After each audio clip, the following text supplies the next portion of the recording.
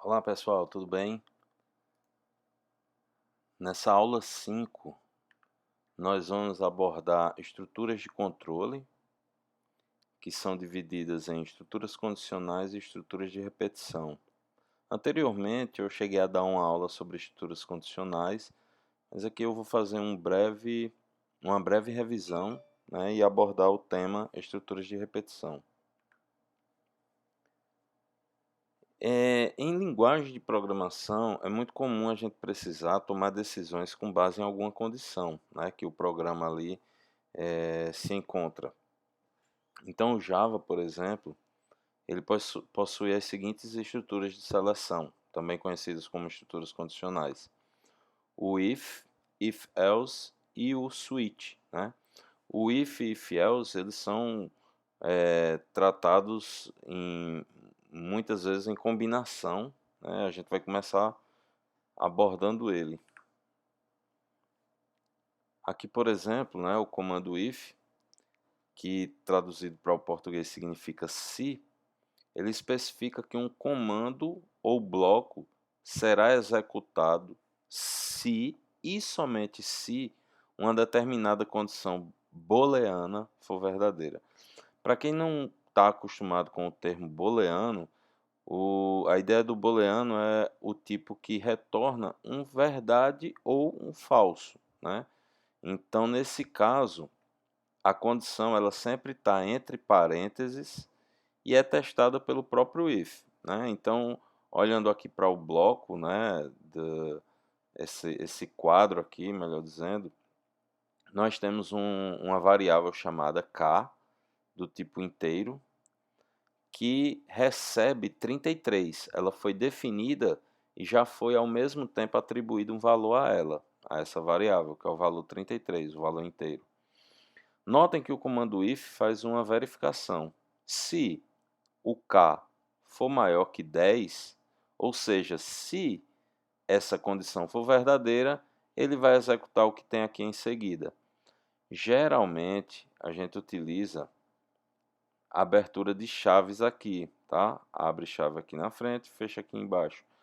Porém, quando é apenas uma única linha de comando, a gente pode omitir essas chaves que ele vai de fato funcionar em combinação com o if. Do contrário, se tivéssemos mais linhas aqui, teria que ter as chaves, tá?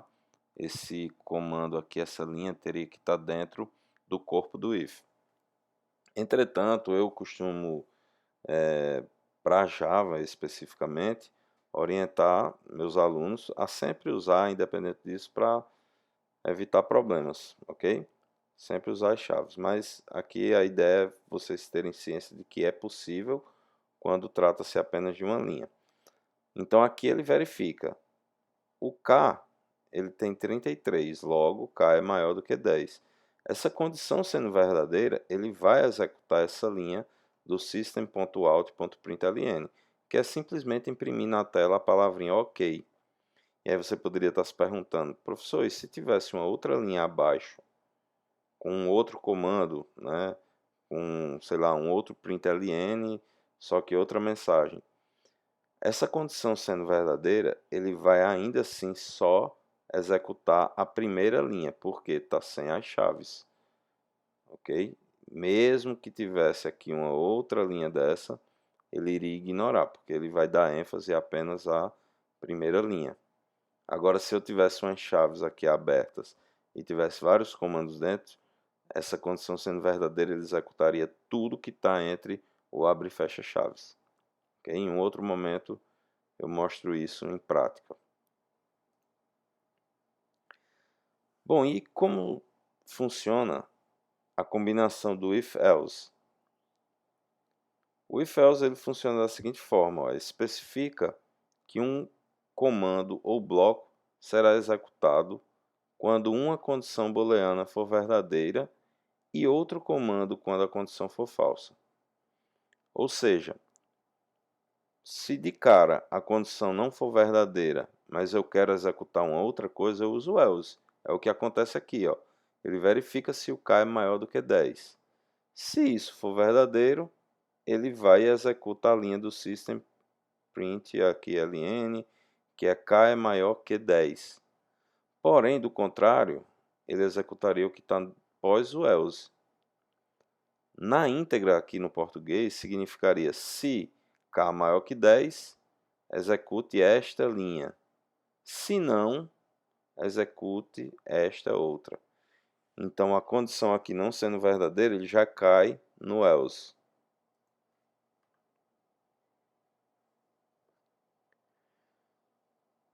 Comando if-else utilizando o operador ternário. O operador ternário, ele está aqui nesse quadro abaixo. Notem que aqui a gente tem um bloco semelhante ao que a gente viu anteriormente, né? Que é se o A for maior que 0, B recebe 1. Né? Aqui é apenas um mero exemplo, só para você entender também que os comandos após a verificação do if não se resumem a apenas imprimir algo na tela. Pode ser outras operações, inclusive a atribuição aqui. Estou atribuindo um valor a uma variável, caso essa condição aqui, A maior que 10, aliás, A maior que 0, seja verdadeira.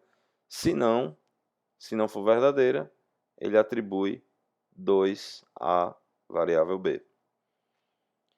Já a sintaxe para usar o operador ternário é um pouco diferente. Isso aqui é opcional, tá? É só para mostrar de forma traduzida o que seria esse mesmo comando aqui, if-else, com o operador ternário. Notem que se essa condição for aceita, B recebe 1, se não, B recebe 2. Então, o B ele fica em evidência, e aí a gente faz o seguinte, B igual a. Esse primeiro teste aqui, notem que é basicamente esse. Então, é a ideia de fazer o seguinte, se A for maior que 0, ou seja, se isso aqui for verdade, após a interrogação, eu boto a decisão a ser tomada. Primeiro é o que for verdade, segundo é o que for falso. Logo, se A for maior que 0, então B vai receber 1. Do contrário, B vai receber 2, tá? Então a sintaxe usa essa interrogação. Primeiramente a gente faz o teste, né? O if aqui está omitido, mas é a ideia de uma verificação, se o A é maior que 0. E aí vem a interrogação. Caso seja verdadeiro, ele recebe 1. 2 pontos para representar o valor que contrariasse aqui. Caso a condição não seja verdadeira, então o que vai ser atribuído a B vai ser 2. Final, tem um ponto e vírgula só para finalizar a linha.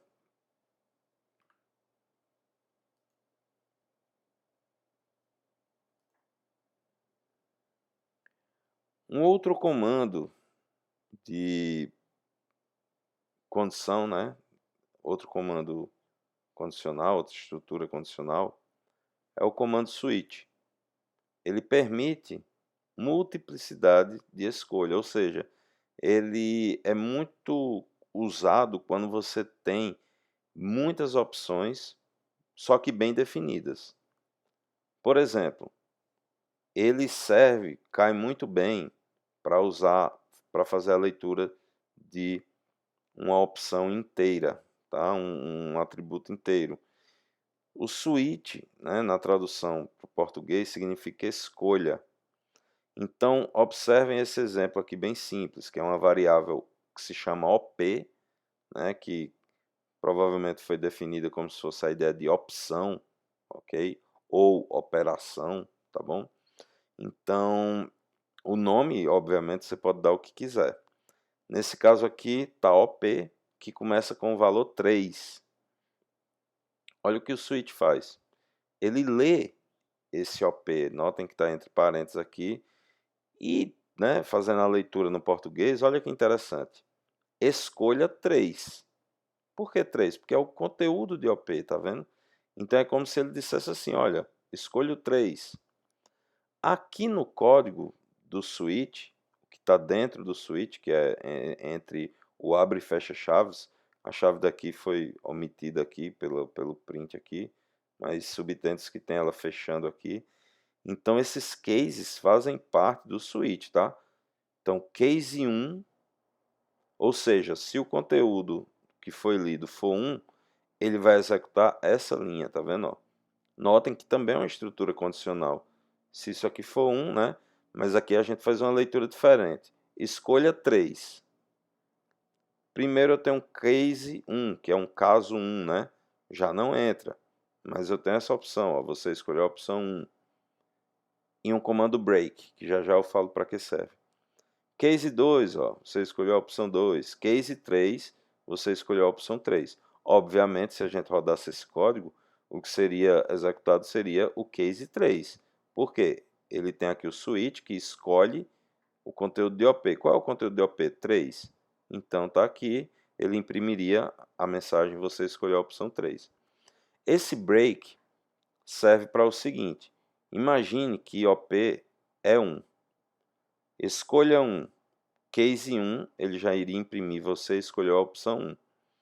Se esse case 1, o 2 e o 3 não tivessem o break, ele iria entrar no case 1, imprimir, mas iria continuar nos cases.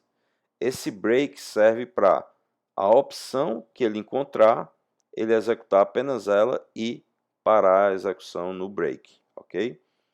Uma outra coisa interessante que faz parte também da definição do switch, além dessas palavras reservadas case e break, temos também o default. O default é um comando interessante para o switch, porque a gente pode ter uma opção que não condiz aos cases aqui. Poderia ter, por exemplo, a opção 6 aqui, atribuir um 6 à variável OP.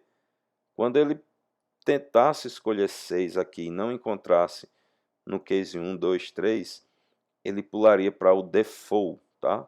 Default, na tradução, é algo como padrão. Então, essa é uma mensagem padrão que, caso não seja executado nenhum dos cases, isso aqui é o que vai ser executado. Então, ó, opção inválida, beleza?